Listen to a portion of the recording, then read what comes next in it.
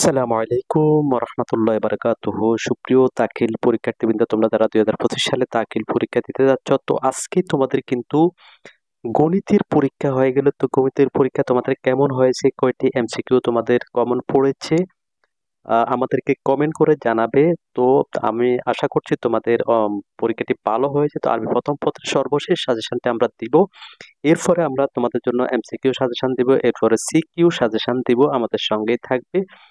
ইনশাল্লাহ এখান থেকে তোমরা শতভাগ কমন পাবে। তো যেহেতু বাংলা প্রথম পত্রে কমন পাওয়াটা, সরাসরি কমন পাওয়াটা খুবই কঠিন, তো আমরা কিন্তু কিছু প্রক্রিয়া তোমাদেরকে বলছি, যেগুলো তে তোমাদের যে তোমরা সহজেই কমন ফেলতে পারবে।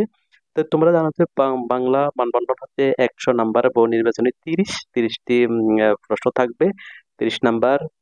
সৃজনশীল 10টি মধ্যে 60টি সৃজনশীল উত্তর করতে হবে। বহু নির্বাচনী 30 পাওয়ার কৌশল কিভাবে পাবে, প্রতিটি গদ্য এবং পদ্য খুব ভালোভাবে পড়তে হবে, প্রতিটি কবিতার কবির জীবনী পড়তে হবে, কবিতার সারাংশ পড়তে হবে, মূল বই এর প্রতিটি যে গদ্য পদ্য যেগুলো সবচেয়ে বেশি গুরুত্বপূর্ণ, এগুলো একেবারে আদ্যপান্ত পড়ে ফেলতে হবে। বিভিন্ন সালের প্রশ্নগুলো তোমাদেরকে পড়তে হবে।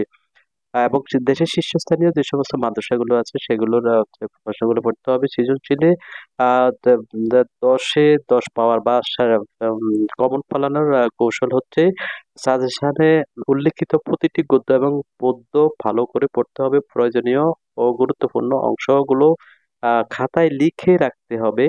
জ্ঞানমূলক প্রশ্নের সঠিক তথ্য দিয়ে উত্তর লিখতে হবে। অনুধাবনমূলক প্রশ্ন কমপক্ষে 1 পৃষ্ঠা লিখতে হবে। প্রয়োগমূলক প্রশ্ন প্রশ্নের সাথে মিল দেখে লিখতে হবে। এবং উচ্চতর দক্ষতা এটিও প্রশ্নের সাথে সম্পৃক্ত, তাই প্রশ্নের সাথে মিল রেখে কমপক্ষে 2 পৃষ্ঠা লিখতে হবে। তো আমরা যেভাবে বলেছি এভাবে যদি তোমরা লিখতে পারো, তাহলে তোমরা এমসিকিউ এবং সৃজনশীলে তোমরা ভালো মার্কস তুলতে পারবে। যেহেতু বাংলা প্রথম পত্র কিন্তু সরাসরি তোমাদের যে প্রশ্নগুলো আসবে না গাইড নোট থেকে, তোমাদেরকে অবশ্যই মেন বই এবং গদ্য এবং যে পদ্যগুলো রয়েছে সেগুলো তোমরা ভালো করে যে সমস্ত গদ্যগুলো সবচেয়ে বেশি গুরুত্বপূর্ণ: সুভা, পল্লী সাহিত্য, মানুষ মোহাম্মদ সাল্লাল্লাহু সাল্লাম, শিক্ষা ও মনুষ্যত্ব, প্রবাস বন্ধু, সাহিত্য, রূপ, রীতি, মমতাদি, 71-এর দিনগুলি, এগুলো সবচেয়ে বেশি গুরুত্বপূর্ণ। এগুলি কিন্তু আদ্যপান্ত পড়ে ফেলবে। এবং পদ্যের মধ্যে রয়েছে বঙ্গবাণী, কপোতাক্ষ, নদ, জীবন সঙ্গীত, মানুষ, যাব আমি তোমার দেশে, আমি কোনো আগন্তুক নই, যে আমার পরিচয়। মোটামুটি এগুলো হচ্ছে গদ্য এবং পদ্য গুরুত্বপূর্ণ। এবং তোমাকে পাওয়ার জন্য স্বাধীনতা, এগুলো তোমরা বেশি বেশি করে যে পড়বে, এবং এগুলো থেকে ইনশাল্লাহ তোমাদের শতভাগ তোমরা কমন পেয়ে